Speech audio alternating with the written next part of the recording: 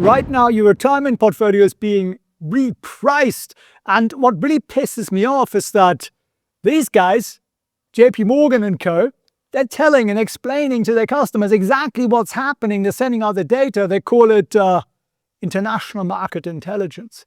Of course, this doesn't go out to retail investors like you and me, but I was literally just coming back from tennis and I was reading this on the way back and I thought, people need to understand this. So we're making this video, we're making it quick, we're making it snappy. Winston, of course, has done all the research because the Strait of Hormuz, where 30% of all the world's oil that travels by sea goes through, is effectively closed.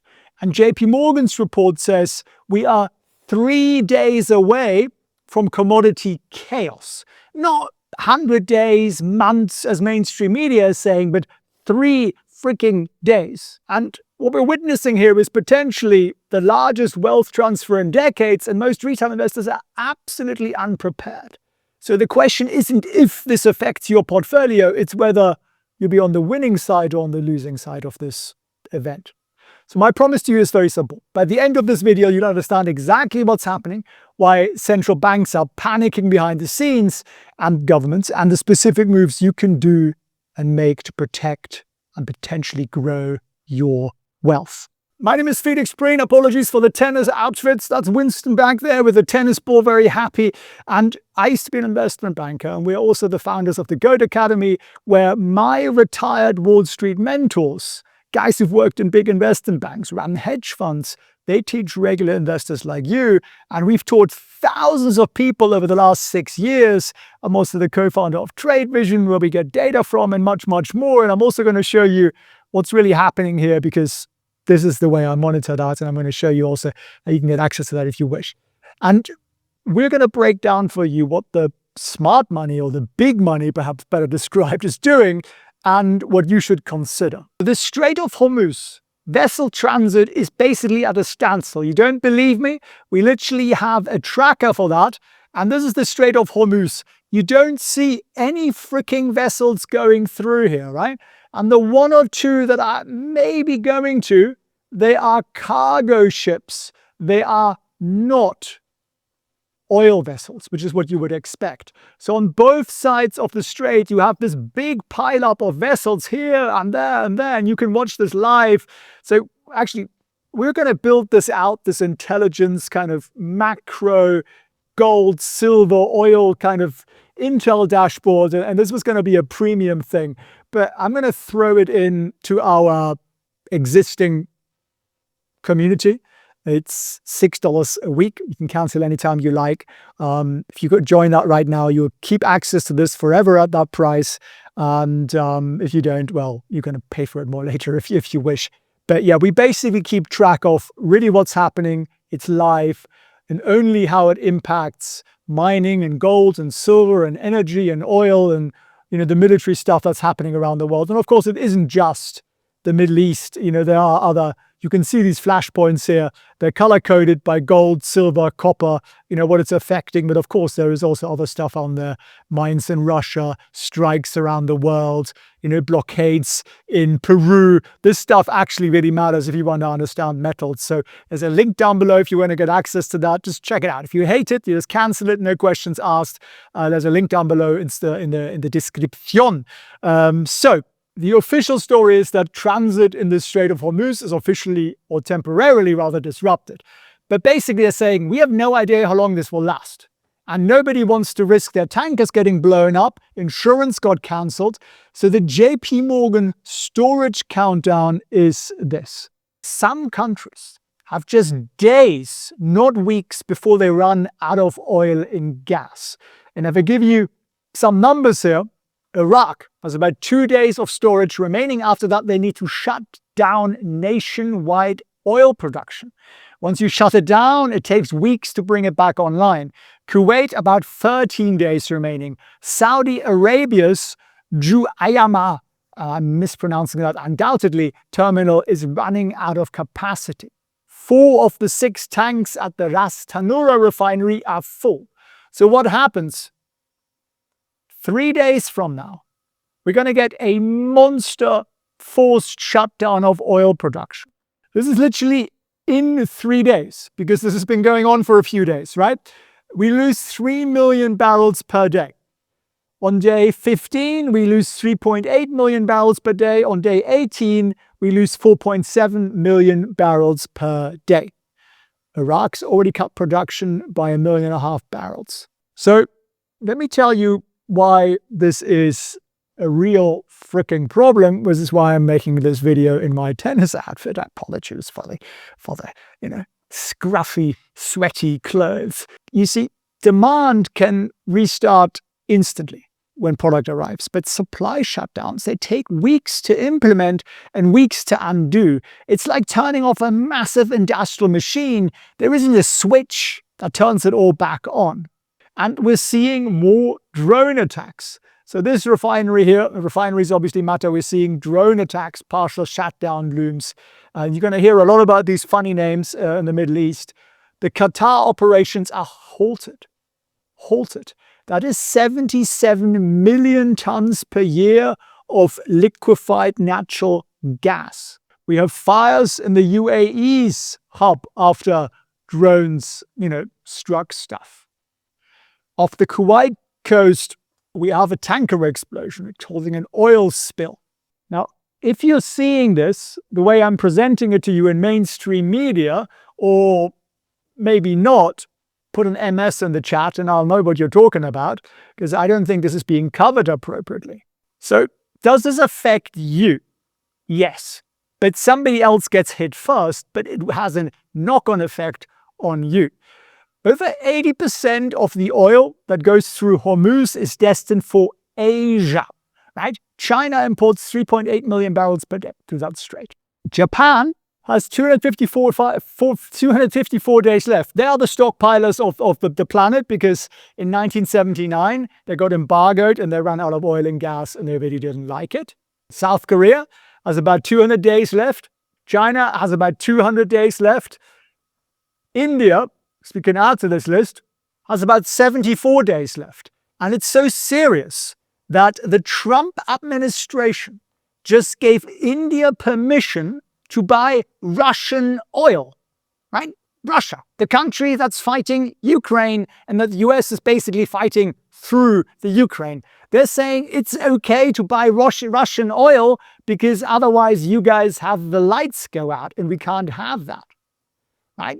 Most of Asian countries like Indonesia have only 20 days of reserves. Vietnam, 15 days of reserves. Now, maybe you think it doesn't matter to you. A lot of the stuff you buy comes from countries like Indonesia and Vietnam, if you're in the US or you're in Europe. And maybe you think, no, it's going to be fine. The big countries, Japan, they've got 254 days of oil reserves. But 70%, actually 90% of their crude comes from the Middle East. 70% of that goes through Hormuz. So Japanese refiners, the guys who turn the crude oil into stuff you can actually use, they're already urging the government to release government reserves. So how do these reserves actually work, and why does it impact you? Well, think of it like a bathtub with the drain open. You can fill it from your reserves, but you're depleting those reserves every single day. So once reserves drop below critical thresholds, countries start competing for all the alternative supplies. And that drives up prices everywhere else, including the US and Europe and everywhere else. So the first step, and we're there, low reserve countries are panic buying from non-Gulf sources. And that's a pulled supply from markets that the US also uses. And then you get intensified competition for those oil suppliers, so prices spike, causes inflation. It's going to hit your tech stocks and everything else. And then all countries at the same time start drawing from their national reserves. But that actually unsettles the market more, because we're now seeing the safety buffers are getting smaller and smaller and smaller. Let me ask you this. How many days of reserves do you think the average American household has in their gas tank at home or their home heating? Put a number. How many days or how many weeks? Put it in the comments down below. Let's see what people are thinking. Now, this is not a doom and gloom video. This is I'm understanding what's actually going on in the world, and I'm a grown-up video. But there is a point here where if this escalates further and we get more of the storage facilities in the Gulf being full, and therefore we get production shutdowns, and therefore oil prices go up, there's going to come a point when you may want to sell some of your stocks. Because we had a pretty good 3 years, right? We had a beautiful run. We had like 25%, 24%, 18% of the S&P the last 3 years. Pretty much everybody's made money. Are you going to want to watch? Are you going to want to watch to see that go down into the negative territory? Hand all those profits back to the lovies on Wall Street? I think not. So how do we deal with that? Well, there is a very simple set of sell rules that Wall Street has, because they don't go to the office every morning going, should I sell? What should I do? Should I buy the dip? Should I sell? Oh my God, what's happening? Which is the average retail investor. So Winston tells me, Winston, hey, what do you think? If you want to learn those rules, then Winston and I are going to host a live training this weekend. It's free. And we're going to teach you the Wall Street selling rules that my mentors taught me, guys who've worked in investment banks for decades. These rules have been around for 50 plus years. They haven't changed very much, to be honest. And it's what makes us sleep very well. It's what makes us just not be worried about this, because I know when certain points get hit, my automated sell orders will kick in. I don't really need to do anything. Of course, I have a great risk manager in this guy here. So you want to learn that? Sign up down below in the comments, felixfriends.org/training. It is free. We're going to go for about 2 hours. It's on Saturday evening if you're in the US. And if you are not, you're elsewhere, well, maybe you want to stay up for it, because it's important. It's the one thing that allows you to realize gains. Paper gains if you're just holding it, right? At some point, you're going to want to sell stuff because stuff doesn't go up in a straight line. If you just have an S&P index fund, you can pretty much forget about selling. But there's also some smarter things you can do. But if you hold individual stocks, even if you own just one individual stock, you're going to want to have some sell rules on that. Now, what's really key, and I'm going to try and put a chart on the screen here for you. Gold has now exceeded US Treasuries, US government debt as a reserve. So all the central banks in the world now own more gold than they own US Treasuries. This is the first time in 30 years. So literally for 30 years, the US Treasuries were the safe haven of choice for central banks. And guess what? Central banks are literally voting with their votes. So they are saying, these are the people who print money, right? What are they doing with that money? They are buying gold. Now, of course, central banks are saying, we're just diversifying, it's risk management and all that. But essentially what it means is we don't trust the US dollar like we used to. And we're not betting our nation's future on American paper that they're just printing, because I can tell you they're going to print a lot more of it because of this war.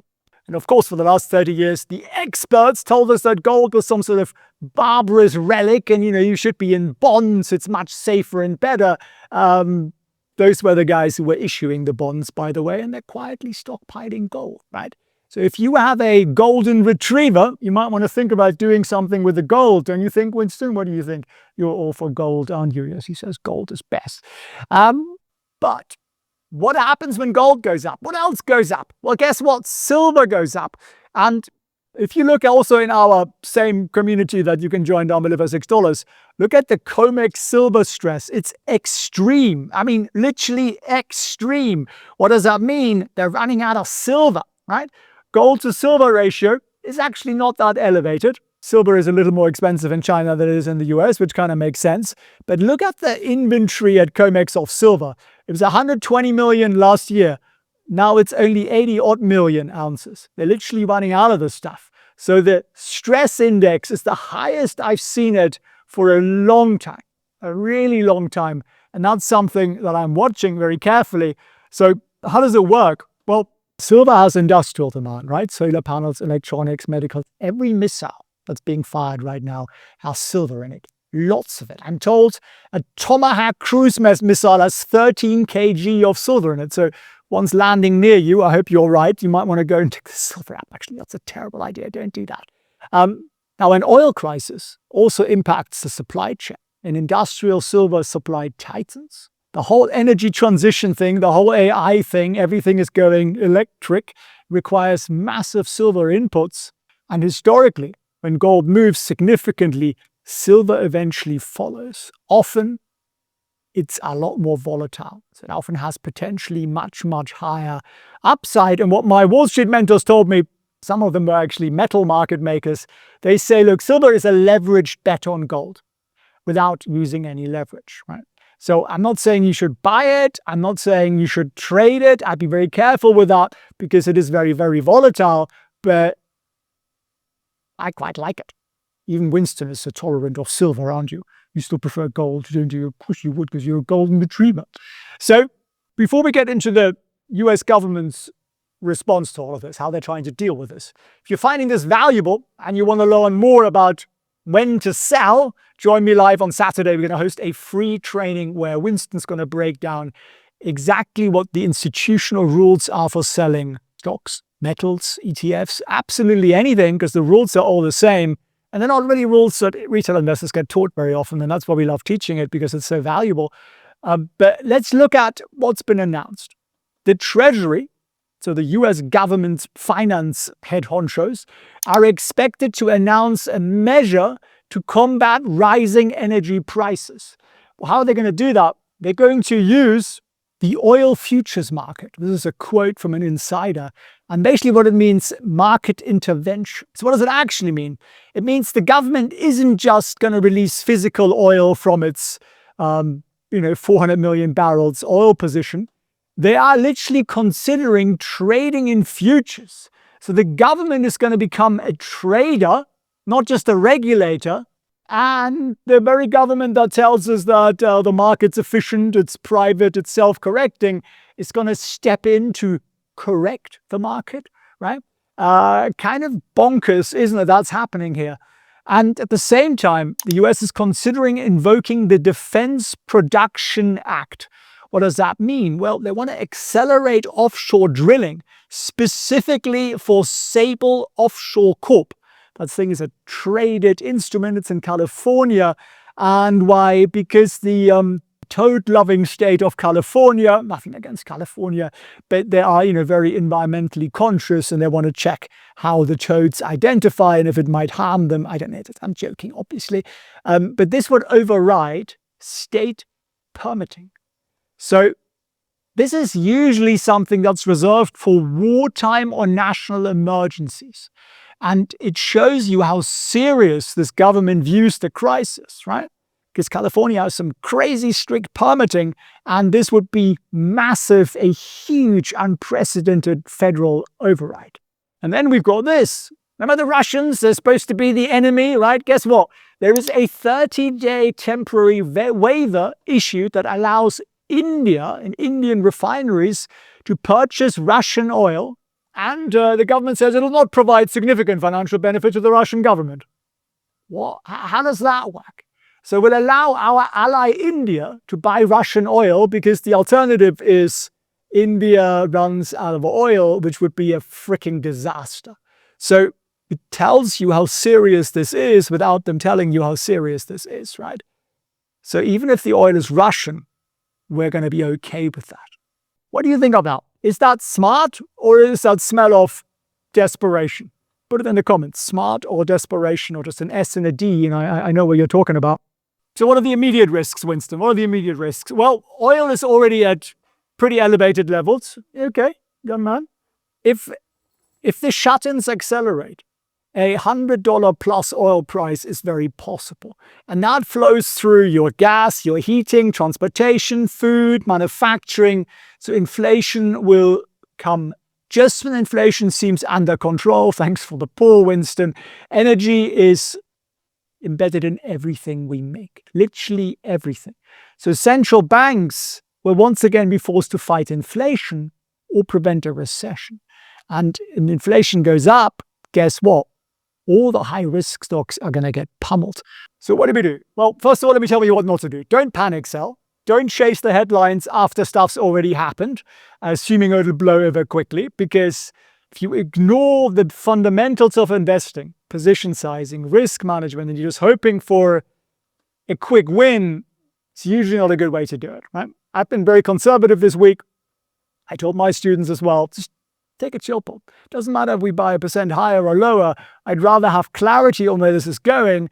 And at the moment, the clarity is becoming a heck of a lot less clear, which is why we have 2 critical warnings on our Intel dashboard here and a ton of stuff flashing, particularly, of course, in the Gulf of Hormuz here. I can literally see live, what the heck's going on there. Smart investors do their risk management before a crisis happens, not after. Now, you might not have that luxury because you're just getting started, so come and learn with me on Saturday. But just don't be that typical retail guy, the reactive guy, right? Emotional decisions following mainstream news media, which is usually too late.